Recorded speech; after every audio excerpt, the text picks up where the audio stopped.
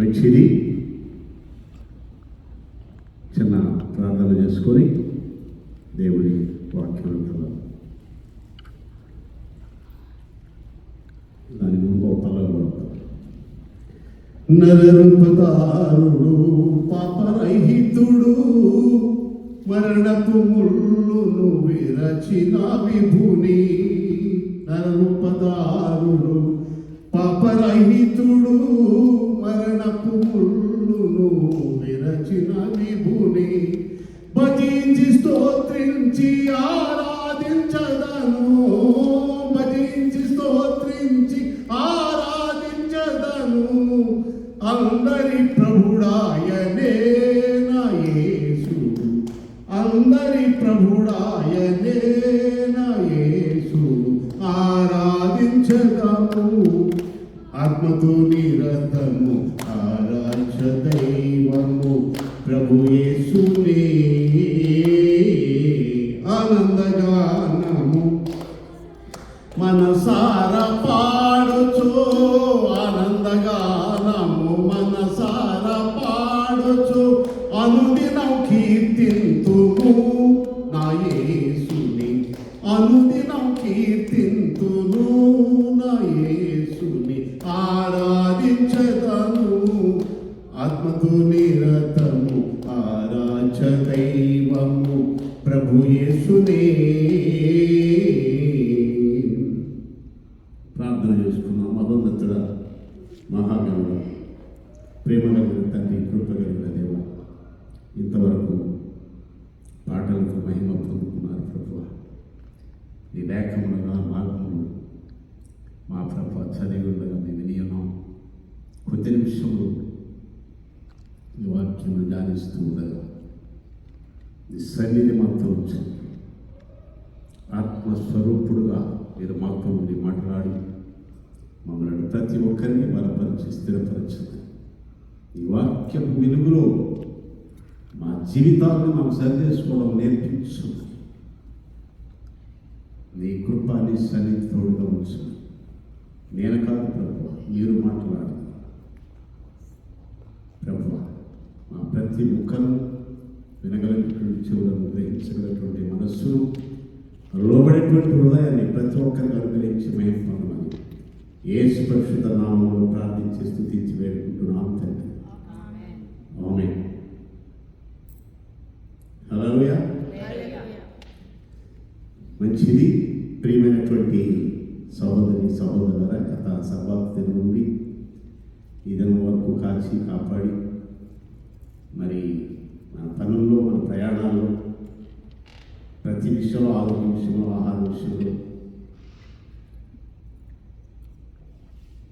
ప్రభు మనతో ఉండి ఈ కడే వరకు కాచి కాపాడి క్షేమంగా ఉంచి సజీవులుగా ఉంచి ఈ రీతిగా ఆయన సజీవమైనటువంటి వాక్యము ధ్యానం చేసుకోవడానికి, ఆయన గురించి కీర్తించడానికి, ఆయన మాటలను ఉచ్చరించుకోవడానికి దేవుడు ఇచ్చినటువంటి గొప్ప సమయాన్ని బట్టి దేవునికి ఎంతో రుణపడి ఉన్నాం.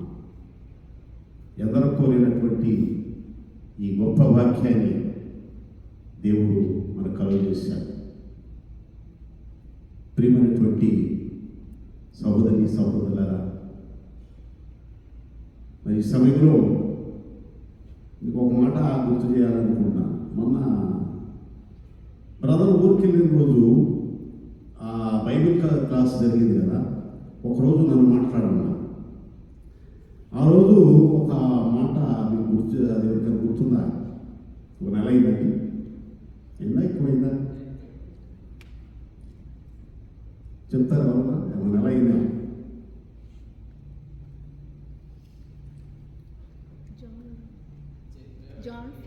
వాక్యం వ్యవహార సువార్త గురించి ధ్యానం చేసుకున్నాం.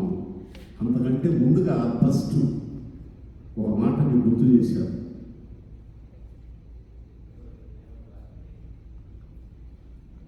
ఈ తొలి ఇది వదిలేయటంగా ఉండకూడదు. దేవుని వాక్యాన్ని మన హృదయంలో భద్రపరచుకోవాలి. అన్నీ గుర్తుంటాయి కదా. పోయిన నెల సండే మనం ఏ వంట చేసుకున్నాము, ఎలా ఉంది ఏమంటా అంటే చక్కగా గుర్తుంటుంది కదా. లేకపోతే స్త్రీలకి ఏ చీర కట్టుకున్నారు పోయిన వారం అంటే అది గుర్తుంటుంది కదా. అసలు ప్రాముఖ్యమైనటువంటి విషయం దేవుని వాక్యం మన హృదయంలో అది బ్రతికించిన వాక్యం కదా. మనం నడిపిస్తుంది, మనం పోషింపజేస్తుంది. ఏమండి, మన అవసరాలు తీర్చేటువంటిది దేవుని వాక్యం. జీవం కలిగినటువంటి మాటలు, శక్తి కలిగినటువంటి మాటలు అవి మన హృదయంలో ఉండాలి. నేను నన్ను చెప్పమంటారా? ఎవరు చెప్తారా? నీ మాటలు నాకు దొరకగా నేను భుజించి తిని. ఎక్కడుందండి ఇది? ఇర్మియా గ్రంథము 15:16 ఉంది. నీ మాటలు నాకు దొరకగా భుజించి తిని, దేవా సైన్యముల అధిపతి యెహోవా, నీ మాటలు నేను భుజింపగా ఏమండి నాకు సంతోషమును ఆనందమును కలుగజేయుచున్నది. ఎంత చక్కటి మాట అనేది. ఏం కలుగజేసే? సంతోషం, ఆనందం కలుగు చేస్తాం. ఇదేంటండి? జీవాహారం. ఆహారం తింటున్నాం, ఇది జీవాహారం కదా. ఈ జీవాహారం భుజించినప్పుడు సంతోషం, ఆనందం కలుగుతున్నది. ఇర్మియా భక్తుడు చెప్తున్నాడు. అది మనం నెలల క్రితం ఆ మాటను ధ్యానం చేసుకున్నాం. ఇప్పుడు మనకు అది ఎవరికి గుర్తులేదు. నేను ప్రశ్న వేసినాను, మీరు అనుకోవద్దండి ప్రశ్న అడిగినానని. ఎందుకంటే అసలు మీకు ఎంతవరకు గుర్తుందా లేదనే దాని మీద నేను అడిగాను తప్ప ఆయన క్వశ్చన్ వేశారనే మాట అనుకోవద్దు. ప్రియమైనటువంటి సహోదరి సహోదరులారా, దేవుని వాక్యం ఇప్పుడు ఎబ్రీ పత్రిక మనం చదివాము. అక్కడంతా ఎవరితో ఉంటుంది అంటే విశ్వాస వీరుల చిట్టా ఉంటుంది. అక్కడ 11వ అధ్యాయం విశ్వాస వీరులు, ప్రభువుల విశ్వాసంలో జీవించి, ఏబేలు దగ్గర నుంచి, ఆనోకు దగ్గర నుంచి, నోహు దగ్గర నుంచి, అబ్రాహాము, ఇస్సాకు, యాకోబు, వీళ్ళంతా వాళ్ళ విశ్వాస వీరుల ఆ చిట్ట అక్కడ చక్కగా స్పష్టంగా రాయబడింది. వాళ్ళ జీవిత విధానంలో ఎలా ప్రభుత్వం నడిచారు, ఏమండి ఎలా విశ్వాసంతో జీవించారు అనేటువంటిది చక్కగా ఒక్కొక్కటి ధ్యానం చేయాలంటే చాలా సమయం పడుతుంది. అందులో ఒక మాట నేను చెప్తున్నా, మనకు బాగా ఉపయోగపడమాట ఏంటంటే విశ్వాసము లేకుండా ఇష్టుడై ఉండుట అసాధ్యం. 6వ వచనం, విశ్వాసం లేకుండా దేవునికి ఇష్టుడై ఉండుట అసాధ్యం. మనలో మనం చాలా మంది ఉంటాం. మీరంటే నువ్వంటే నాకు చాలా ఇష్టం అని చెప్తా ఉంటాం మాటల సందర్భంలో. మీ పిల్లలంటే చాలా ఇష్టం అండి, ఆ సహోదరులు అంటే చాలా ఇష్టం అండి అని చెప్పుకున్నాం. కానీ దేవుడు ఏం చెప్తున్నాడు? విశ్వాసం లేకుండా ఇష్టుడై ఉండుట అసాధ్యం. విశ్వాసం లేకపోతే దేవునికి ఇష్టులై ఉండటం అది జరిగే పని కాదు. క్రైస్తవ జీవితము విశ్వాసం మీద ఆధారపడి ఉంది. క్రైస్తవ జీవితం విశ్వాసం మీద ఆధారపడి ఉంది. విశ్వాసం అంటే ఇందా చదివాం మనం. విశ్వాసం అనేది నిరీక్షింపబడే యొక్క నిజ స్వరూపమైనది, అదృశ్యమైనవి ఉన్నవి అనుటకు రుజువై ఉంది. అదృశ్యం అంటే కనబడమే. దృశ్యాలంటే కనబడతాయి, అదృశ్యం అంటే కనబడని. దేవుడు ఉన్నాడా? ఉన్నాడా లేడా? ఉన్నాడు. ఇప్పుడు కనబడుతున్నారా? కనబడాలా? దేవుడు ఉన్నది మనం నమ్మటం. హల్లెలూయా. అది విశ్వాసం. ఆయన మనకు అడిగింది ఇస్తాడు అనేటువంటిది మనం నమ్మటం, అది విశ్వాసం. నన్ను నడిపిస్తాడు, నన్ను పోషిస్తాడు, నాకు ఉద్యోగం ఇస్తాడు, నా వ్యాధి స్వస్థపరుస్తాడు, నా బిడ్డలను మంచి ఉన్నతమైనటువంటి స్థితిలో చదివిస్తాడు. ఇవన్నీ కూడా అది విశ్వాసం మీద ఆధారపడి ఉంది. ఈ మాట నా జీవితాన్ని మార్చింది. హల్లెలూయా. ఇది నా జీవితాన్ని మార్చినటువంటి మాట. ఇది సిఎస్ఐ అంటే సాక్ష్యం చెప్పాలంటే దాని గంటలు పట్టుద్ది. కానీ 2-3 మాటలు చెప్తాను.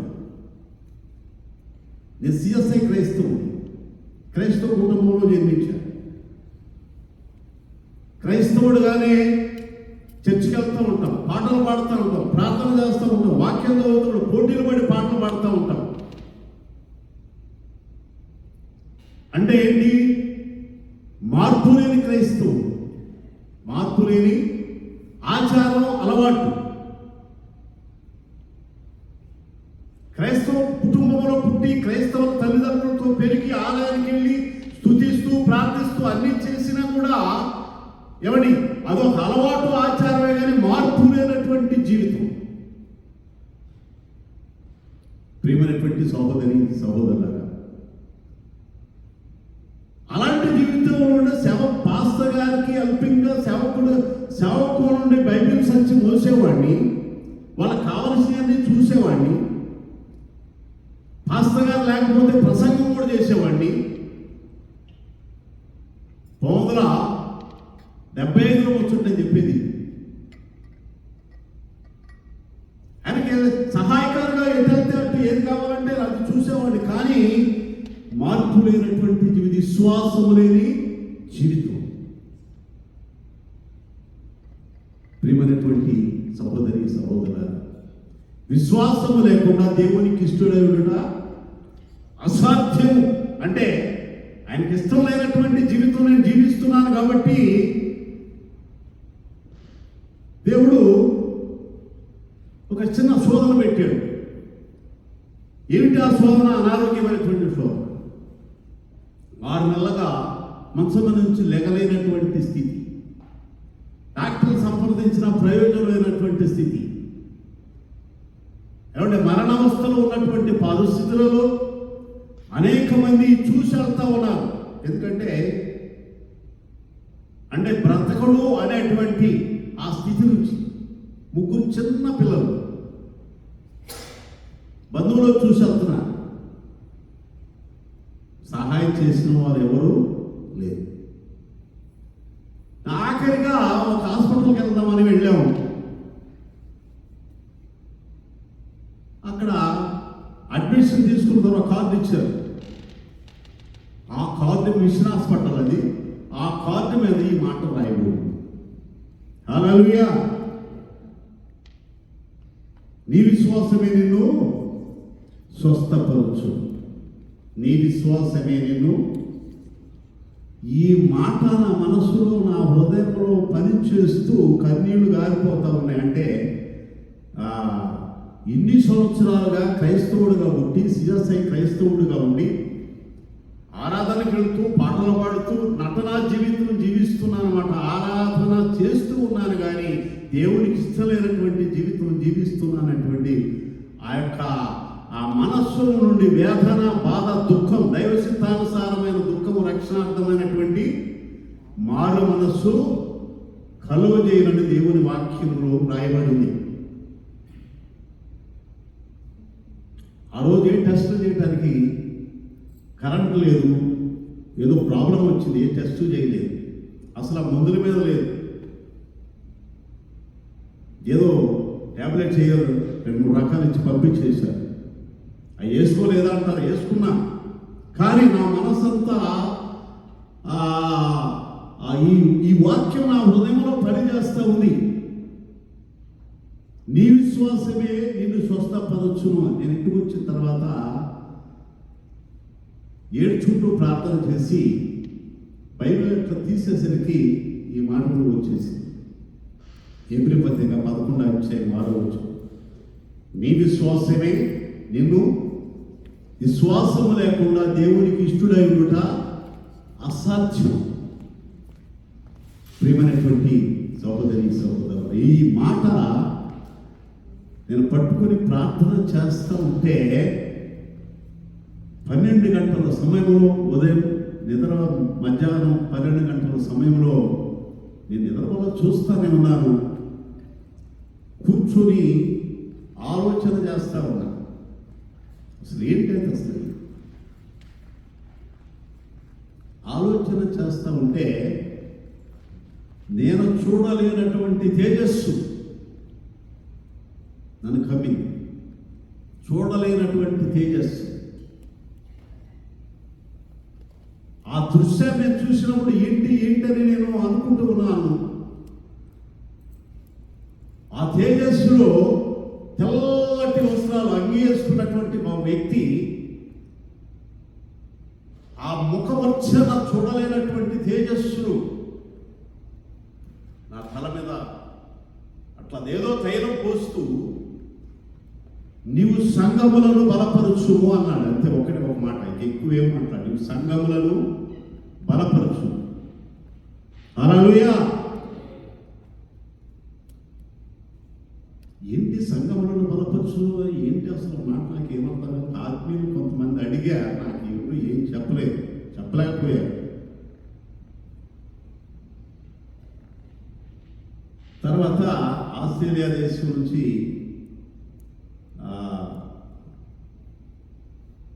బ్రిటన్ అనే కదా దొరగారు వచ్చారు. ఆ దొరగారు వచ్చినప్పుడు ప్రార్థన చేస్తూ నేను దేవుడు బహుగా వాడబోతున్నాడు మిమ్మల్ని, ఇవి అనేక సంఘాల్లో వాడబడతామని చెప్పాడు. హల్లెలూయా. అసలు నేను వాడబడటం ఏంటి అని అనుకునేవాడు. అట్లా కొంతకాలం గడిచిన తర్వాత ఈ సువార్త అనేటువంటి తపన, ఈ ఆశ, ఇది బాగా ఎక్కువైపోయి సువార్త చెప్పడం, ఆ దైవ సేవకుల దగ్గరికి వెళ్ళటం, వాళ్ళతో కలిసి తిరగటం, ఇట్లా అలవాటు పడింది. తర్వాత విజయవాడ నుంచి మా సహోదరులు ఇద్దరు ఉన్నారు, వారు మాకు కొంచెం దగ్గర బంధువులు. వారు ఎత్తుకుంటూ నా దగ్గరకు వచ్చారు. నేను వెళ్ళలేదు.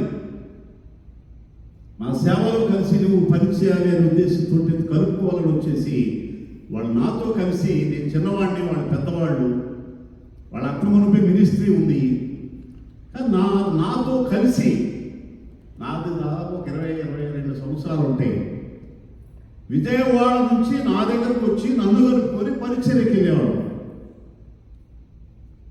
దేవుని ఏర్పాటు ఏంటంటే ఆయన ప్రణాళిక ఏంటో మనకు తెలియదు.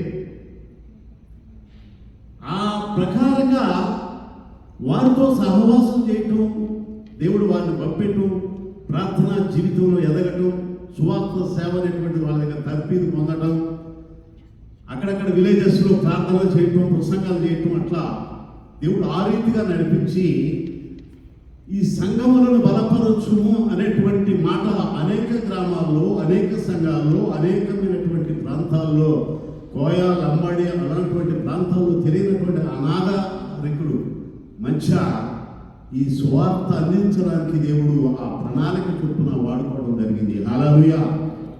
నేను ఒక్కొక్కడిగా చెప్పాలంటే చాలా సమయం పడుతుంది. కాబట్టి విశ్వాసం లేకుండా దేవునికి ఇష్టడై ఉండుట అసాధ్యం. అంటే నేను ఏదో కావాలని సేవలోకి రావడం కాదు, కానీ దేవుని యొక్క పిలుపు,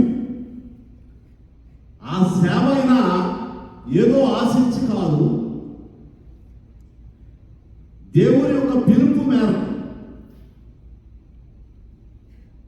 చాలా కష్టకాలం, ఆర్థిక పరిస్థితులు, అప్పుల బాధలు, వీటన్నీ ఉన్నప్పటికీ కూడా ఏదో ఆశించి పని చేయాలనేటువంటి కాదు, కానీ దేవుని పని చేస్తే దేవుడు మన పని చేస్తాడనేటువంటి విశ్వాసంతో ముందుకెళ్ళినప్పుడు ఆయన అద్భుత కార్యాలు మా కుటుంబంలో, మా జీవితంలో ఎన్నో చేసినట్లు అక్కడున్నటువంటి ప్రజలందరూ గమనించగలిగారు. హల్లెలూయా. కాబట్టి ప్రియమైనటువంటి సహోదరి సహోదరులారా, ఆయన నమ్మి ఆయన వైపు చూస్తే, ఆయనలో విశ్వాసంలో మనం ఎదిగినట్లయితే ఏమండి ఆయన అద్భుత కార్యాలు మనం చూడగలుగుతాం.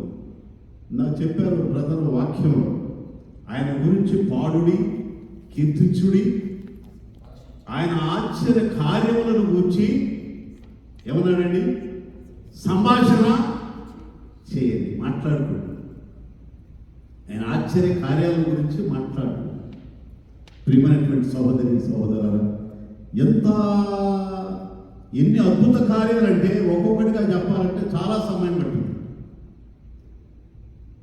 కాబట్టి ప్రియమైనటువంటి సంగమా, విశ్వాసము లేకుండా దేవునికి ఇష్టడై ఉండుట అసాధ్యం. రక్షణ కార్యం ఒకసారి జరుగుద్ది జీవితంలో, అంతే కదండి.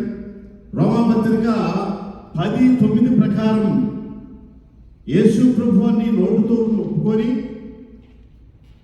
దేవుడైన మృతుల్లో నుండి లేపిన నీ హృదయమును విశ్వసించిన ఎడల నీవు రక్షించబడతామని దేవుని వాక్యం సెలవిస్తాం. కాబట్టి మనం నమ్మి విశ్వసించి రక్షించబడి బాప్తిస్మం పొందిన తర్వాత ఆ రక్షణను కాపాడుకోవాలి. మన విశ్వాసాన్ని మనం కాపాడుకోవాల్సిన అవసరం. అంటే ఈ లిస్టులో ఉన్నటువంటి మన విశ్వాస వీరులందరూ కూడా ఆ రకంగా కాపాడగలుగుతున్నట్టు వాళ్ళ జీవితంలో తన విశ్వాసమును కాపాడుకొని వాళ్ళు ప్రభు సన్నిధిలో ఉన్నారు. ప్రియమైనటువంటి సహోదరి, ఆ రీతిగా మన విశ్వాసంలో బలపడాలి అంటే, విశ్వాసంలో ఎదగాలి అంటే, లేనిది ఉంది అని మనం నమ్మగలగాలి అంటే ఏమండి? ఇవాళ విన్న వాక్యం రేపు మరిచిపోవడం కాదండి. మన విశ్వాసం ఆధ్యాత్మికంగా ఎదగాలి, ఆత్మీయంగా ఎదగాలి. ఆర్థికంగా ఎదుగుతున్నాం, దేవుడు అన్ని ఇస్తున్నాడు, ఆర్థికంగా అన్ని ఇస్తున్నాడు, ఆరోగ్యం ఇచ్చాడు, ఆర్థికమైనటువంటి లోటు లేకుండా చేస్తున్నాడు. కానీ ఆధ్యాత్మికంగా ఎంతవరకు ఎదుగుతున్నాం అనేటువంటిది మనం వేసుకోవాల్సినటువంటి ప్రశ్న.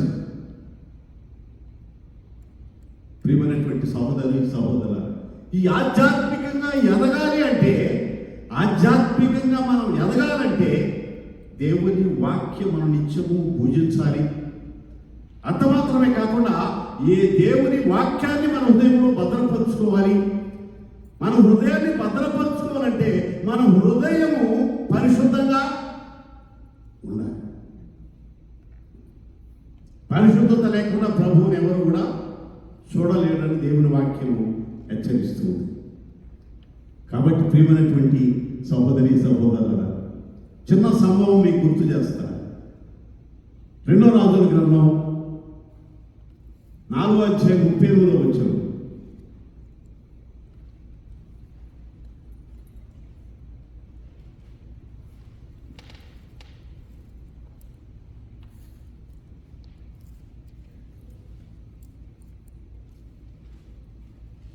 నేను చదువుతున్నాను. ఎలీషా గిల్గాలుకు తిరిగి రాగా ఆ దేశమందు క్షామము కలిగి ఉండెను. ప్రవక్తల శిష్యులు అతని పక్షమునందు కూర్చుండి ఉండగా అతడు తన పనివారిని పిలిచి పెద్ద కుండ పొయ్యి మీద పెట్టి ప్రవక్తల శిష్యులకు కూర వంట చేయమని సెలవిచ్చారు. అయితే ఒకడు ఆ కూర ఆకులు ఏరుటకు పొలములోనికి పోయి వెర్రి ద్రాక్ష చెట్లను చూసి దాని గుణమెరగక దానిని తీగలు తెంపి ఒడి నిండా కోసుకుని వచ్చి వాటిని తరిగి కూరకుండలో వేశారు. తిరుటకు వారు వడ్డింపగా ప్రవక్తల శిష్యులు రుచి చూసి దైవజనుడా, కుండలో విషం ఉన్నదని కేకలు వేసి దాన్ని తినక మానిరి. అతడు పిండి కొంత తెమ్మనను. వారు తేగ కుండలో దాన్ని వేసి జనులు భోజనము చేయుటకు వడ్డించుడని చెప్పాను. వడ్డింపగా కుండలో మరి ఏ జబ్బు కనిపించకపోయాను. హల్లెలూయా. అక్కడ ఒక ప్రవక్త వచ్చాడండి. ఎవరో ప్రవక్త? ఎలీషా గారు. ఎలీషా గారి శిష్యులు ఉన్నారు. అసలు ఎలీషా గారు ఎవరు? షాపాత్ కుమారు. షాపాత్ ఎవరు? గొప్ప భూస్వామి. 12 నరకలు దుంతా ఉంటే వెనక దున్నేటువంటి వ్యక్తి ఎవరండి? ఈ యొక్క ఎలీషా గారు. ఏలియా వెళ్ళి ఆ దుప్పటి వేసినప్పుడు ఆ నాగలు వదిలేసి వేరే అంత శిష్యుడుగా చేరినటువంటి స్థితిని మనం చూస్తాం రాజుల గ్రంథంలో చూసినప్పుడు. ప్రియమైనటువంటి సహోదరులారా, ఆ ప్రవక్తలకు శిష్యులు ఉండేటువంటి వారు. ఈ ఎలీషా ఏలియాకు శిష్యుడిగా ఉన్నాడు. ఏలియా శిష్యుడిగా ఉండి ఆయన దగ్గర తర్ఫీదు పొందినటువంటి స్థితిని మనం చూస్తాం. ఏం కావాలని పరమనకు పోయేటువంటి పరిస్థితులు వచ్చినప్పుడు నీకు ఏం కావాలి అని అడిగినప్పుడు నీకున్నటువంటి దాంట్లో 2 పాళ్ళు ఆత్మ నాకు ఇమ్మని అడిగాడు. ఆస్తి, అంతస్తు, డబ్బు, హోదా, పలుకుబడి ఇవన్నీ ఏమి అడగలేదు. కానీ నీకు కలిగినటువంటి ఆత్మలో నాకు 2 పాళ్ళు ఉన్నా. అది కష్టతరంగా ఉంది, కానీ నేను వెళ్ళిపోయిన తర్వాత నేను మళ్ళీ నీకు అనిపిస్తే దొరుకుతుందని చెప్పాడు. ప్రియమైనటువంటి సహోదరుల, అయితే వాళ్ళు గిల్గాల్కి వచ్చారు. గిల్గాలు అంటే ఐగుప్తు అవమానము తొలగించబడినటువంటి స్థలము అని అక్కడ రాయబడి ఉంది. యెహోషువ గ్రంథం 5:9 ఐగుప్తు అవమానం తొలగించబడినటువంటి ఆ స్థలానికి వచ్చినప్పుడు అక్కడ కరువు వచ్చింది. ఆ కరువు కాలం కరువు వచ్చినప్పుడు శిష్యుల్ని మీరు పొలానికి వెళ్ళి కూరాకులు కోసురమ్మన్నాడు. ఏం కోసురమ్మనండి? కూరాకులు కోసినప్పుడు ఆ శిష్యులు ఒకడు ఆ కోసుకుంటూ కూరాకులు కోస్తూ ఏమన్నా ఒకడు ఏం చేశాడండి, కూరాకు కాన్ని కూడా కోసి ఈ ఒడిలో వేసుకున్నాడు. కూరాకు కాన్ని అంటే కూరాకులు తెలుసు కదండి, స్త్రీలకు బాగా తెలుసు. ఏం కూర వండితే ఏ ఆకు వండితే ఏది బాగుంటుంది అనేటువంటిది తెలుసు కదా. పనికిరానిది ఒకటి కోసి ఒళ్ళో వేసుకొని దాన్ని కుండలో వేసి తరిగి కుండలో వేసి వంట చేసినప్పుడు ఏంది ఏమిటంటే అది చేదైపోయింది. ప్రియమైనటువంటి సహోదరి సహోదరులారా, ఎందుకని చేదైపోయింది?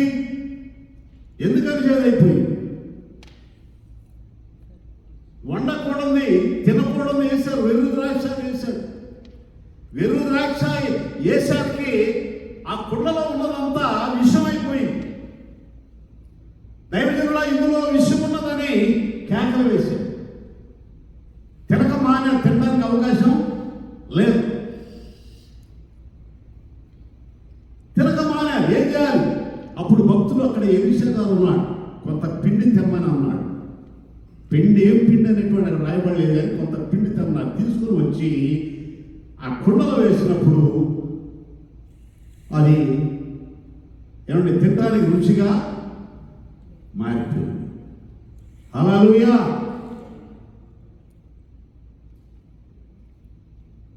ఆ చేదైనటువంటి రుచిగా మారిపోయింది. అసలు కుండలోని విషయం ఎందుకు అయింది? పనికి రానేటువంటి ఆకులు అందులో వేయనందువల్ల అది విషమైంది. అట్లాగే క్రైస్తవ జీవితంలో విశ్వాసులము ప్రభువును ఆరాధిస్తున్నామన్నటువంటి దేవుని బిడ్డలు చెప్పుకునేటువంటి అనేక మందికి ఈ హృదయం అనేటువంటి కుండలో వేయకూడనే వేస్తా ఉన్నారు. వేయకూడనటువంటిది, పనికిరానటువంటివి, లోకంలో ఉన్నటువంటివి ఆకర్షించబడి హృదయం అనేటువంటి ఆ కుండలో వేస్తున్నప్పుడు ఆ హృదయం అనేటువంటి కుండ చెడిపోయి లోకస్తులుగా మారిపోతున్నారు. సాతాను యొక్క అనుచరులుగా మారిపోతూ ఉన్నారు. కాబట్టి విశ్వాసము లేనటువంటి దిగజారిపోయేటువంటి స్థితి. లోకంలో ఉన్నదంతా ఏంటి? శరీరాశ, నేత్రాశ, జీవపు.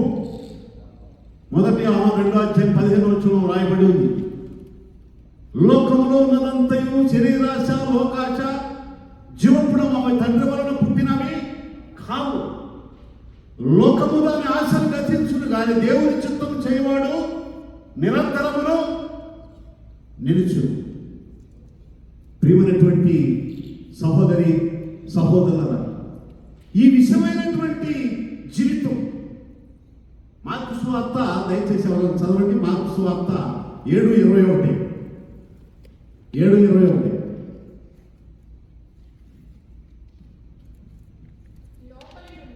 లోపల నుండి మనుషుల హృదయంలో నుండి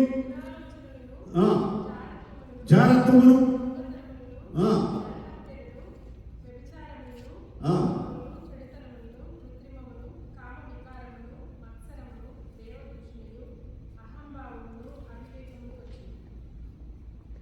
పదమూడు రకాలు వస్తున్నాయండి. అవన్నీ వచ్చి చదువు. ఈ చెడ్డవన్నీ లోపల నుండి బయలు వెళ్ళి మనుషుని అపవిత్ర పరుచు. ఏమనేది? 13 రకాలు ఉన్నాయి. అవన్నీ మనుషుల హృదయంలో ఉన్నాయి. విశ్వాసులము అనేటువంటి చెప్పుకునేటువంటి మనం, క్రైస్తవులము అని చెప్పుకునేటువంటి మనం ఇవన్నీ ఉండడానికి వీలు లేదు. ఏది ఒక్కటి ఉన్నా విషమైపోద్ది. ఏదున్నా కూడా నీ హృదయం చెడిపోద్ది, నీ విశ్వాస జీవితం పాడైపోద్ది. కాబట్టి ఇవన్నీ ఉండడానికి వీల్లేదు. నువ్వు విశ్వాసునిగా, నీవు నేను విశ్వాసునిగా ఉండాలి అంటే గలతీ పత్రిక 5:22 ప్రేమ, సంతోషం, సమాధానం, దీర్ఘశాంతం, ఎవడి ఆశా నిగ్రహం, ఆత్మఫలాలు కలిగినటువంటి వారమై ఉండాలి. ప్రియమైనటువంటి సహోదరి సహోదరులారా, ఇవేమన్నా కలిగి లోకంలో క్రైస్తవులు దేవుని బిడ్డలమని చెప్పుకుంటూ ఉన్నామేమో, కానీ లోకంలో ఉన్న ఏమన్నా మనం తీసుకుంటున్నామేమో పరిశీలన చేసుకోవాల్సిన అవసరము ఎంతైనా ఉంది. ఎబ్రీ పత్రిక దయచేసి చదవండి. ఎబ్రీ పత్రిక 3వ అధ్యాయము 9వ వచనం, 12వ వచనం.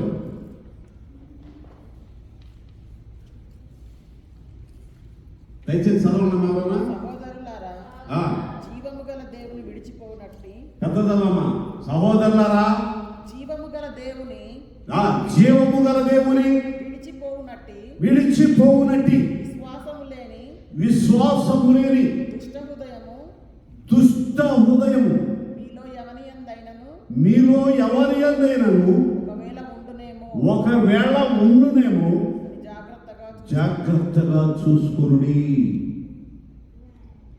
పరిశుద్ధుడైన పౌలు ఎబ్రీ సంఘానికి రాస్తున్నాడు, సహోదరులారా, దేవుని విడిచిపోయేటువంటి దుష్ట హృదయము మీ యందు ఉన్న ఒకవేళ ఉన్నదేమో జాగ్రత్తగా చూసుకుని. విడిచిపోవాలంటే ఈ లోకములో ఉన్నటువంటి ఆ యొక్క 13 రకాలైనటువంటి మార్కు సువార్త 7:21 చెప్పబడినటువంటి ఆ 13 రకాలు ఏదున్నా కూడా మన హృదయం అపవిత్రమైపోతుంది. మన విశ్వాసంలో దిగజారిపోయేటువంటి స్థితి, విశ్వాసము లేనటువంటి స్థితి ఉన్నప్పుడు దేవునికి అయిష్టంగా జీవించగలిగేటువంటి సాతాను బంధకంలోకి వెళ్ళినటువంటి స్థితి వస్తుంది. ప్రియమైనటువంటి సహోదరుడా, సహోదరి, ఏ స్థితిలో ఉన్నా పరిశీలన చేసుకోవాల్సిన అవసరం. కష్టాలు రావచ్చు, ఇబ్బందులు రావచ్చు, అనారోగ్యం రావచ్చు, లేకపోతే ఆర్థిక ఇబ్బందులు, అనేక రీతులుగా ఎన్నెన్నో శోధనలు రావచ్చు, నిరుద్యోగ సమస్య రావచ్చు, పరిస్థితులు తారుమారు రావచ్చు. కానీ దుష్ట హృదయం మనలో ఉంటే మన జీవితమే అర్థమైపోతుంది. దేవుని వాక్యము జాగ్రత్తగా చూసుకోనండి. ఈ దుష్ట ఆలోచనలు, దుష్ట తలంపులు ఏదైనా లోకంలోనే మన హృదయంలో తీసుకుంటే మనం మాట్లాడే మాట తీరు వేరుగా ఉంటుంది. చూడండి, మత్తయి సువార్త 34వ అధ్యాయము 12:34. ఒకసారి చూడండి, మత్తయి సువార్త 12:34.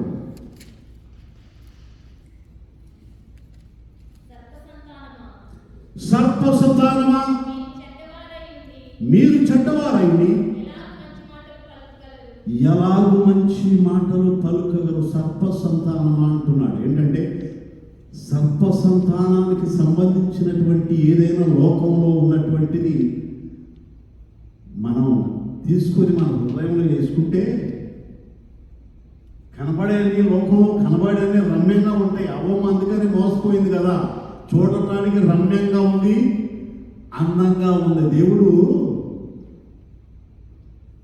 తినొద్దన్నాడు కానీ చూడొద్దన్నాడా అనుకుంది.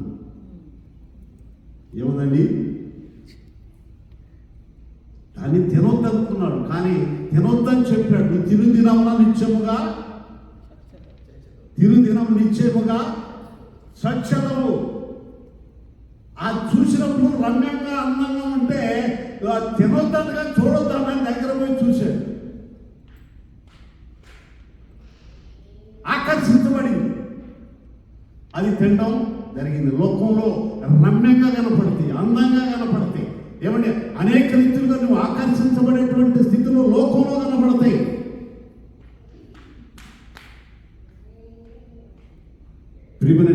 సహోదరి సర్ప సంతానమా అంటే ఇలాంటివన్నీ కూడా తీసుకొని లోకంలో ఉన్నటువంటి ప్రతిదాన్ని ఆశించేటువంటి వారిని అది ఎవరన్నారంటే సర్ప సంతానమా అంటున్నాడు. ప్రియమైనటువంటి సంగమం చదవలేక సజ్జనుడు తన మంచి హృదయం నిండి ఉండి దానను బట్టి నోరు మాట్లాడు. చదువు. సజ్జనుడు తన మంచి ధననిధిలో నుండి సద్విషయములను తెచ్చును, దుర్జనుడు తన ధననిధిలో నుంచి దుర్విషయములను తెచ్చును. హల్లెలూయా. అంటే నీ హృదయం వాక్యంతో నింపబడి ఉంటే, పరిశుద్ధమైనటువంటి మాటలతో నింపబడి ఉంటే, నీ విశ్వాసంలో స్థిరంగా ఉంటే నీ నోటి నుండి ఏం మాటలు వస్తాయండి? పరిశుద్ధమైనటువంటి మాటలు, పవిత్రమైనటువంటి మాటలు, ఇతరమైనటువంటి వాళ్ళని ఆకర్షించేటువంటి మాటలు, దేవుని యొక్క అనేక మందికి నడిపేటువంటి ఉపయోగపడేటువంటి చెవుకైనటువంటి మాటలు నీ యొక్క హృదయం నుండి బయటకు వస్తాయి. మత్తయి సువార్త 5వ అధ్యాయం 8వ వచనంలో ఒక మాట ఉంది, హృదయ శుద్ధి గలవారు ధన్యులు, వారు దేవుని చూచారు. ప్రియమైనటువంటి సహోదరుడా, సహోదరి, హృదయ శుద్ధి గలవారే ధన్యులు, వాళ్ళు దేవుని చూస్తారు. దేవుని చూడాలి అంటే ఏం కావాలండి? హృదయ శుద్ధి కావాలి. హృదయ శుద్ధి కావాలంటే ఏం చేయాలి? దేవుని రక్తము ద్వారానే శుద్ధి కూడాలో, శుద్ధి లేనే లేదు. ప్రియమైనటువంటి సహోదరి సహోదరులారా, మన హృదయ స్థితి ఎలా ఉంది? మన విశ్వాస జీవితం ఎలా ఉంది? ప్రశ్న వేసుకోవాల్సిన అవసరము ఎంతైనా ఉంది. ఎప్పుడు ఒక విశ్వాసిగానే ఉండడానికి వీల్లేదండి. శిలువ సైనికుడిగా నీవు నేను మారాల్సినటువంటి అవసరం ఉంది. అనేక ఆత్మలు నశించిపోతూ ఉన్నాయి. నీవు నేను ప్రతి ఒక్కరికి సువార్త చెప్పాల్సినటువంటి అవసరం ఉంది. నీకు ఎంత డబ్బు ఉంది? ఎంత మేడ ఉన్నాయా? మిత్రులు ఉన్నాయా? వాహనాలు ఉన్నాయా? కార్లు ఉన్నాయా? బిల్డింగ్లు ఉన్నాయా? ఇది కాదు. అశాశ్వతమైనటువంటి లోకంలో మనం జీవిస్తూ ఉన్నాం. ఏదో ఒక సకాల సమయంలో వదిలిపెట్టాల్సినటువంటి పరిస్థితులు వస్తాయి. ప్రియమైనటువంటి సహోదరుడా, సహోదరి, మనలో జీవం ఉండగానే, ఈ జీవం మనలో ఉండగానే ప్రభు కొరకు జీవించాల్సినటువంటి వారమై ఉన్నాం. ప్రియమైనటువంటి సహోదరి సహోదరులారా, విశ్వాసములని ఏమండి భ్రష్ట హృదయం మనలో ఉన్నదేమో ఒకసారి ఆలోచించుకోండి సహోదరి సహోదరులని పరిశుద్ధులైన పౌలు మనం హెచ్చరిక చేస్తూ ఉన్నాం. రక్షించబడ్డావు. ఆ రక్షణను కాపాడుకుంటూ ఉన్నావా? విశ్వాసంలో ఎదుగుతూ ఉన్నావా? హృదయాన్ని శుద్ధి చేసుకుని ప్రభు కొరకు జీవించేటువంటి స్థితిలో మనం ఉన్నావా? ఆ రీతిలో విశ్వాస జీవితంలో ఎదుగుతూ ఉంటే ఎన్నో శోధనలు రావచ్చు, ఎన్నో కష్టాలు రావచ్చు. రావని చెప్పడానికి వీల్లేదు. నువ్వు ప్రార్థనా జీవితంలో ఎదుగుతుంటేనే శోధనలు వస్తాయి, తప్పకుండా వస్తాయి.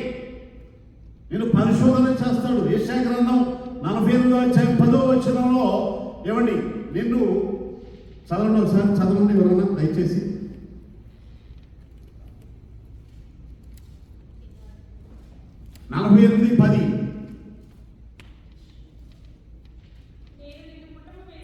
నేను నిన్ను పుటమ వేసి తిరిగి వెండిని వేసినట్లు కాదు, ఇబ్బంది కొలిమిలో అమ్మా నిన్ను పరీక్షించి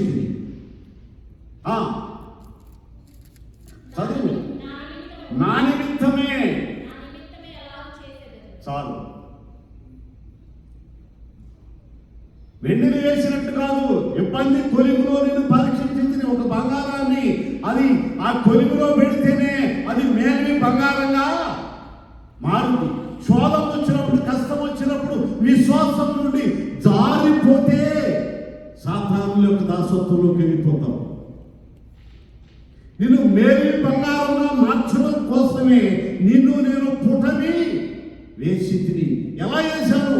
ఇబ్బంది కొలిమిలో నేను పరీక్షించి తిని, నా నిమిత్తమే నిన్ను అలా చేశాను. నీకు ఒక పాఠం నేర్పడం కోసం నేను కుటుంబం వేస్తా ఉన్నాడు. ప్రియమైనటువంటి సంగమం, పరిశీలన చేసుకోవాల్సిన అవసరం ఎంతో. అలవాటు ఆచారం కాదని ప్రభు వస్తాడు. చిన్న సంఘం పెద్ద సంఘం అని కాదు. అక్కడ చిన్న సంఘమైన సాక్షించేటువంటి సంఘంగా ఎప్పుడొచ్చినా ప్రభు, ఇప్పుడొచ్చినా రేపు వచ్చినా ఎల్లుండి వచ్చినా ఎత్తబడేటువంటి సంఘంగా, ప్రభువుని ఎదుర్కొనేటువంటి సంఘంగా మనం ఎదగాల్సినటువంటి అవసరం ఎంతైనా ఉంది. బ్రదర్ నన్ను అడిగారు ఏమి టైటిల్ ఏం పెట్టాలి అనే దాని మీద అడిగినప్పుడు అసలు ఏంటి, ఏం మాట్లాడాలి ఏంటి అనేటువంటిది నేను ఎప్పుడు ప్రిపేర్ అవ్వను. నాకు అలవాటు లేదు. రాసుకున్నా కానీ అసలు ఆ పేపర్ నేను చూడను. పేపర్ చూడను అసలు. ఏదో గుర్తుంటుంది. ఇది ఇప్పుడు కొంచెం జ్ఞాపక శక్తి తక్కువై నేను రెఫరెన్సెస్ సరిగ్గా చెప్పలేకపోతున్నాను. కానీ అసలు మాట్లాడుతూ ఉంటే ఎన్నెన్ని రెఫరెన్స్లు ఎన్నో చెప్పేవాడు. అంటే ఆ సమయంలో దేవుడి అక్కడ ఉన్నటువంటి బిడ్డలకు ఏది మాట్లాడాలని ఆ దేవుడు ఆ యొక్క ఆత్మ నడిపింపు వస్తుందో అదే మాట్లాడతాం తప్ప ముందే ప్రిపేర్ అయ్యి ఏదో మాట్లాడాలన్నటువంటి అలవాటు నాకు ఎప్పుడూ లేదు. ప్రియమైనటువంటి సహోదరి సహోదరులారా, నేనేదో నాకు అంతా నా మాట గుర్తొచ్చింది. ఏమని? విశ్వాసం లేకుండా, అదే ఎబ్రీ పత్రిక 11:6. ప్రియమైనటువంటి సంఘం, ఎక్కడ 2-3 నా నామమున కూడి ఉందురు, 100 మంది అనలేదు, 1000 మంది అనలేదు, 2000 మంది అనలేదు. 100 మందిలో మాట్లాడను, 200 మందిలో మాట్లాడను, 1000 మందిలో మాట్లాడను, 10,000 మందిలో కూడా మాట్లాడినటువంటి రోజులు ఉన్నాయి. నాలో పరిశుద్ధత లేకపోతే, నాలో విశ్వాస జీవితం లేకపోతే నేను మాట్లాడితే ఉపయోగం ఉందంటారా? మన స్వజ్ఞానాన్ని ఆధారం చేసుకుని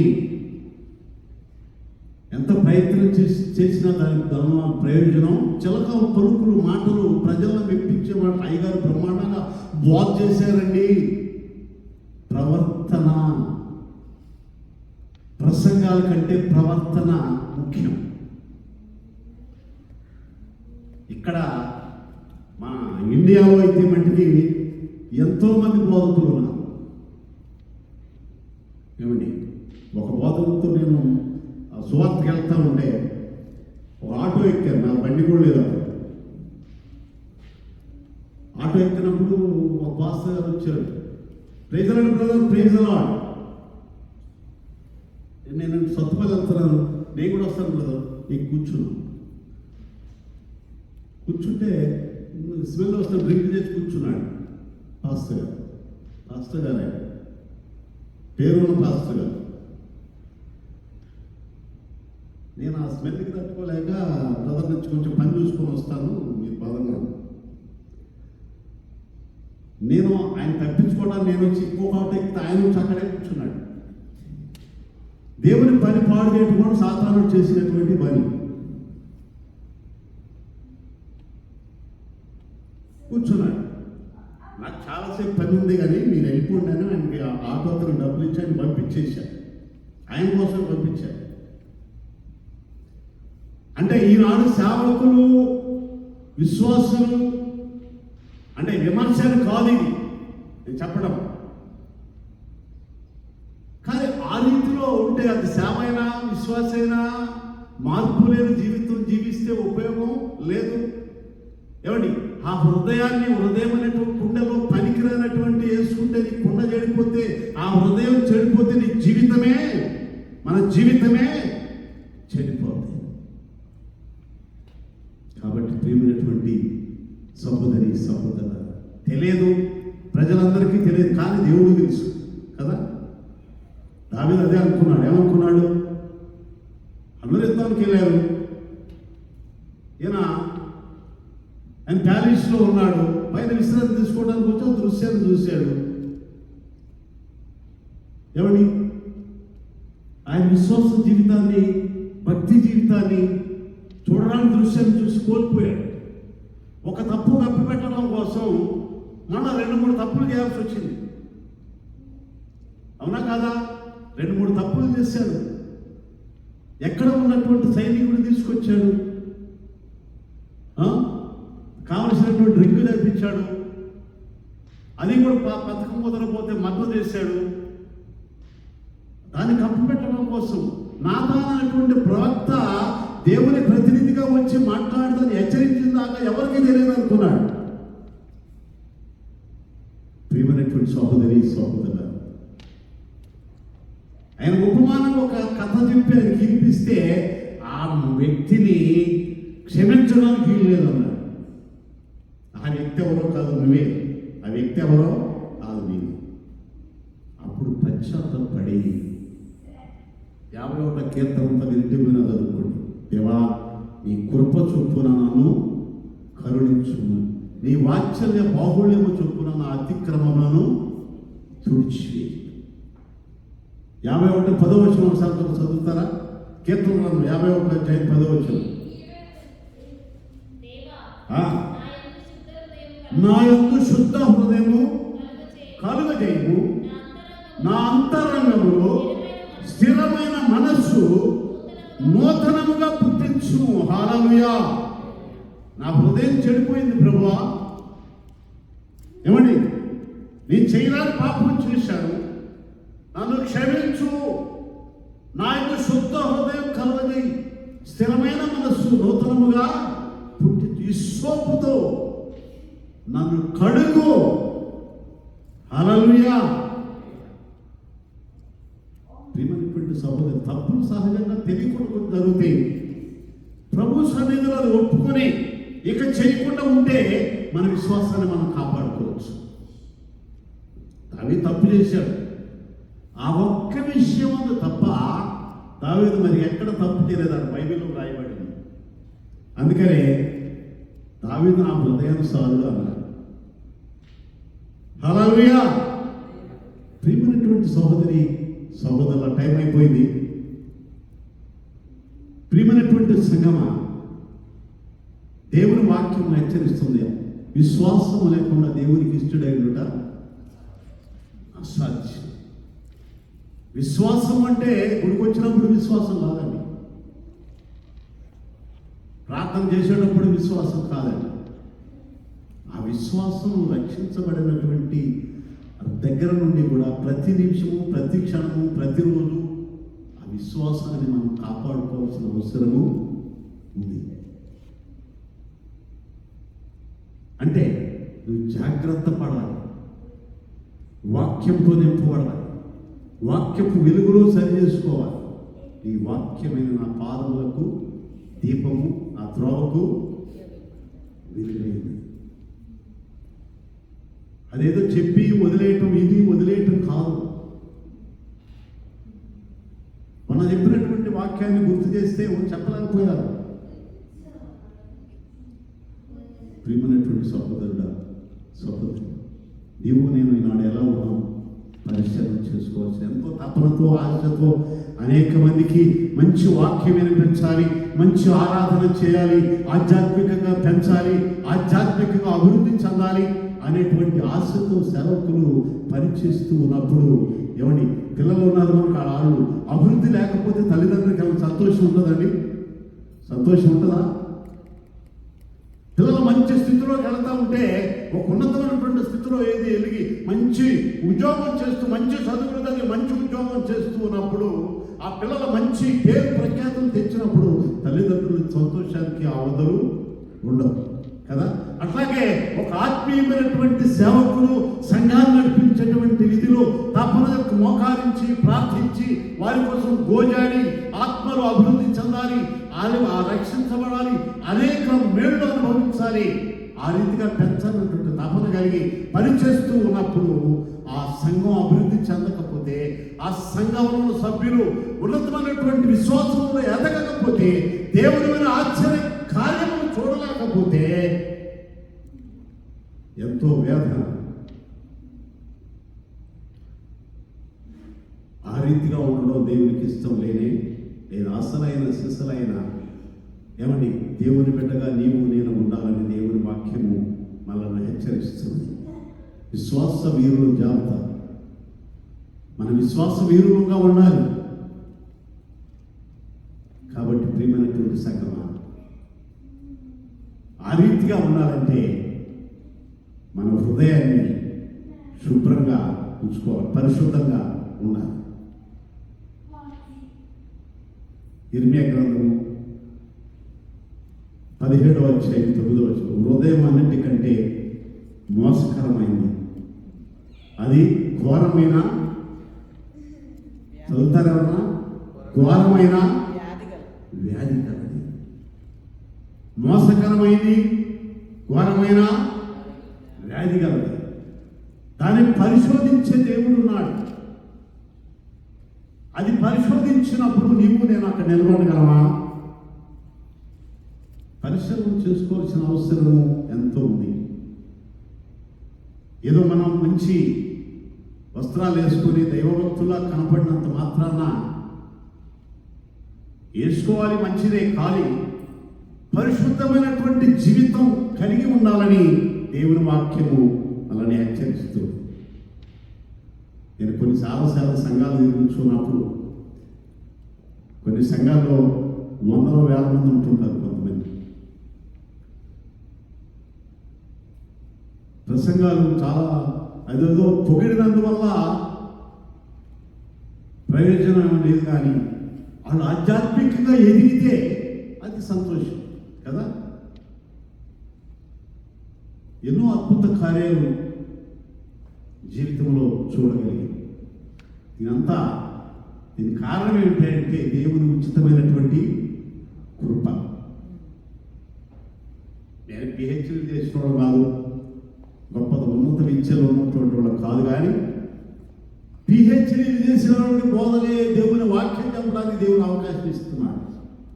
హల్లెలూయా.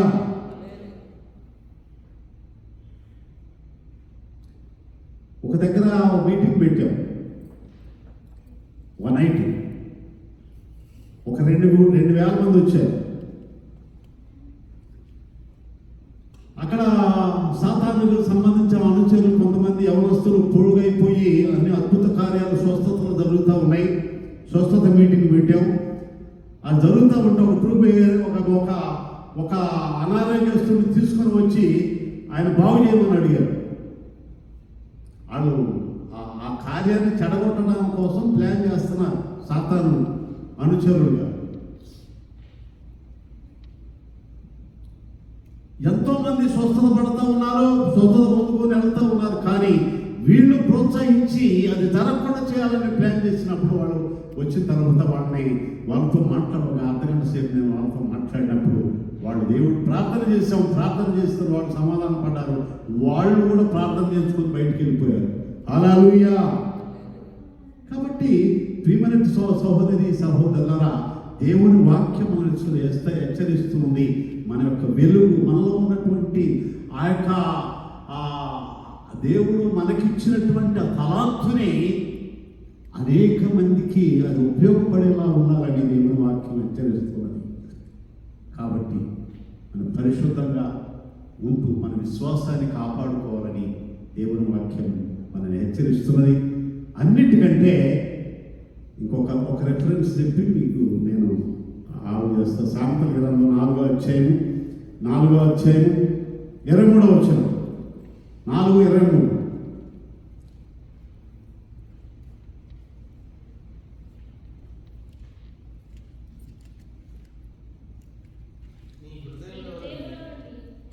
నీ హృదయంలో నుండి జీవధారలు బయలుదేరును కాబట్టి అన్నిటికంటే ముఖ్యముగా నీ హృదయమును భద్రముగా కాపాడుకును. అన్నిటికంటే హృదయాన్ని భద్రముగా కాపాడుకో. అంటే అపవిత్రత అంటకుండా పరిశుద్ధంగా, భద్రంగా మనం అన్ని భద్రం చేసుకుంటాం. ఇంట్లో ఇప్పుడు మర్చిపోయి తాళం కూడా వచ్చామనుకోండి, మనసంతా ఎక్కడ ఉంటుంది? ఇంటి దగ్గరే ఉంటుంది కదా. ఒక వస్తువు బయట పెట్టి వచ్చామనుకోండి, అది ఏమైందో ఏంటో వద్దాక మనసులో అదే పని చేస్తాము. అంటే అది భద్రత. ప్రతిదానికి భద్రత ఉంది. ఏ వస్తువైనా భద్రపరుచుకుంటాం, ప్రతి వస్తువుని భద్రపరుచుకోవాలి కూడా. కానీ దేవుని వాక్యం చెబుతున్న అన్నిటికంటే ముఖ్యంగా నీ హృదయంలో నుండి జీవధారలో బయలుదేరాలంటే జీవం కలిగినటువంటి మాటలు. నేను నీకు ఇస్తా అని చెప్పాడు దేవుడు. ఏమని? నేను ఇచ్చే నీటిని నువ్వు తాగితే ఎప్పుడు నువ్వు తప్పివను నీ హృదయంలో నీ నుండి జీవధారలు బయలుదేరుతాయి అన్నాడు. కాబట్టి నీ హృదయాన్ని జాగ్రత్తగా కాపాడుకో. నీ విశ్వాస జీవితంలో నీ హృదయాన్ని జాగ్రత్తగా కాపాడుకో. విశ్వాసంలో ఎదగాలి అంటే లోకం వైపు చూడొద్దు, లోక ఆశల వైపు చూడొద్దు. ఆ యొక్క ఆకర్షణీయమైనటువంటిది లోకంలో ఉన్నదంతా ఏమంటే సాతాను సంబంధించేటువంటిది. యేసు ప్రభువునే మోసం చేయాలని లోకం అంతా చూపించి ఇదంతా నీకు ఇస్తా నాకు నమస్కారం పెడితే ఏమండి ప్రియమైనటువంటి సహోదరి కాబట్టి నువ్వు సాతానుడు ఏదో ఒక ఆశ చూపించి మోసం చేస్తుంది. కాబట్టి ఆ రీతిగా ఉండడానికి వీల్లేదు. మన విశ్వాసాన్ని కాపాడుకుంటూ మనం ముందుకు సాగుచు దేవునికి మహిమ తెచ్చేటువంటి వారుగా, అనేక మందికి మేలుకరముగా, అనేక మందికి మనం మేలు చేసేటువంటి వారుగా, దేవుని మహిమకరంగా జీవించాలని దేవుని వాక్యం చెప్తుంది, దేవుడు కోరుకుంటున్నాడు. కాబట్టి ప్రియమైనటువంటి సంఘం ఆ స్థితిలో ఉండడానికి పరిశుద్ధాత్మ దేవుడు సహాయం చేసి నడిపించుగాక. ఇట్లా చెప్తూ ఉంటే చాలా చాలా వెళ్ళిపోతూ ఉంటుంది టైం. కాబట్టి నేను మొన్న చెప్పాను మీకు, ఏంటది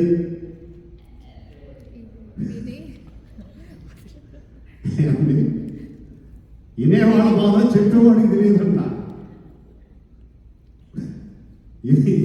వినేవాళ్ళ బాధ చెప్పేవాళ్ళకి తెలియదు. ఎంతసేపు అని చెప్తా ఉంటే అసలైతే గంటసేపు ఉండదు, అర్ధగంట చెప్తాను నేను వాక్యం.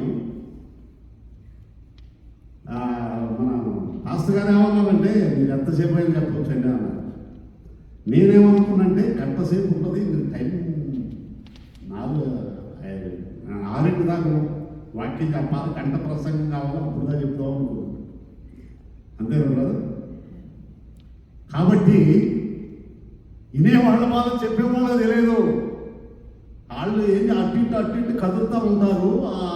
కొంతమంది ఎంటున్నారు, కొంతమంది ఎన్నరు. అది అర్థం చేసుకొని మేము పోతుండాం. అది లెక్క. అంటే నేను ఎక్కడ చేసిన అర్ధగంట చేస్తా. మరి టైం కాబట్టి అమెరికా దేశంలో టైం కదా, దేవుడి తర్వాత టైమే మెయిన్. ఇక్కడ టైం అని తెలుసు. ఎందుకంటే నేను అమెరికా వాళ్ళతో చాలా కాలం పనిచేశాను. ఆస్ట్రేలియా వాళ్ళతో, అమెరికా వాళ్ళతో కూడా పనిచేసాను. ఇంగ్లీష్ అయితే రాదు, కానీ ఈ మీటింగ్స్ విలేజెస్లో ఆ క్రూసైడ్లు ఇవన్నీ పెట్టి, స్వస్థత మీటింగ్లు ఇవన్నీ పెట్టి జరిగించాం. అందుకని టైం అంటే టైమే. కాబట్టి మధ్యలో మళ్ళీ బ్రదర్ కాసేపు మాట్లాడతాం. అసలే టైర్డ్ అయ్యి ప్రయాణం చేసి టైర్డ్ అయ్యి వచ్చారు. మళ్ళీ ఆ అవకాశం మళ్ళీ నేనెందుకు ఇవ్వాలనే ఉద్దేశంతో నాన్ స్టాప్గా మాట్లాడుతూ ఉన్నా, మధ్యలో పాటలు కూడా లేకుండా. కాబట్టి ప్రియమైనటువంటి సహోదరి, ప్రభువులో ఎదగాలని, ప్రభువులో బలపడాలని, సంఘం అభివృద్ధి చెందాలని, సంఘం కోసం అందరూ కూడా పాటుపడాలని ప్రభు పేద మనవచ్చేస్తూ నేను ఈ మాటలు ముగిస్తున్నాను. అవకాశం ఇచ్చినటువంటి మరి సహోదరు రాజకుమార్ గారికి, మరి మన సిస్టర్ గారికి, అందరికీ మీ అందరికీ వందనాలు తెలియజేస్తూ, దేవుని చిత్తమైతే, దేవుడు నాకు ఆలస్యమైతే మరొకసారి కలిసినప్పుడు మరి ఎక్కువగా దేవుని వాక్యాన్ని ధ్యానం చేసుకుందాం. అప్పటి వరకు దేవుడు మనందరినీ తన రెక్కల చట్ట భద్రపరిచి కాసి కాపాడి మనందరినీ క్షేమంగా ఉంచునుగాక. ఆమేన్. హల్లెలూయా. చిన్న ప్రార్థన. మహోన్నతుడ మహాగరుడ నీకే స్తుతులు స్తోత్రాలు చెల్లిస్తున్నాం. ఈ రీతిగా నేను ఆరాధనలో మీరు ఆత్మస్వరూపుడుగా మీరు నడిపించినందుకు స్తోత్రాలు చెల్లిస్తున్నాం. ప్రభావం నీకే మహిమ, నీకే ఘనత, నీకే ప్రభావం చెల్లిస్తున్నాం. విన్నటువంటి మాటలు మా ప్రభావ ప్రతి ఒక్కరి హృదయంలో తలింపచేయండి. నీ కొరకు బలపడాలి, నీ కొరకు జీవించాలి. నా తండ్రి, నశించిన ఆత్మలకు మా ప్రభావ నీ యొక్క వెలుగుని తనకు చూపించేటువంటి స్థితిలో నడిపించండి. అలాగే మీ దాసులు, నా కుమార్ గారు, అలాగే దేవుని సిస్టర్ గారిని బిడ్డలను ఆశీర్వదించండి. వారి కుటుంబం, వారి పరిచర్యను మీరు ఆశీర్వదించండి. ప్రభావ మీరు నిలబెడితే పడగొట్టువాడు లేడు, పడగొడితే నిలబెట్టువాడు లేడు. కాబట్టి మీరు నిలబెట్టినందుకు స్తోత్రాలు. ఈ యొక్క సంఘాన్ని ఆశీర్వదించి మహిమా సంఘంగా, ఎత్తబడినటువంటి సంఘంగా, అనేక మందికి మేలుకరంగా అభివృద్ధి పరచి మీరు మహిమ పొందమని యేసు పరిశుద్ధ నామములో అడిగి వేడుకుంటున్నాము తండ్రి. ఆమేన్. ఆమేన్. అవకాశం ఇచ్చినటువంటి సహోదరులకి ఉన్నటువంటి మీ అందరికీ వందనాలు తెలియజేస్తూ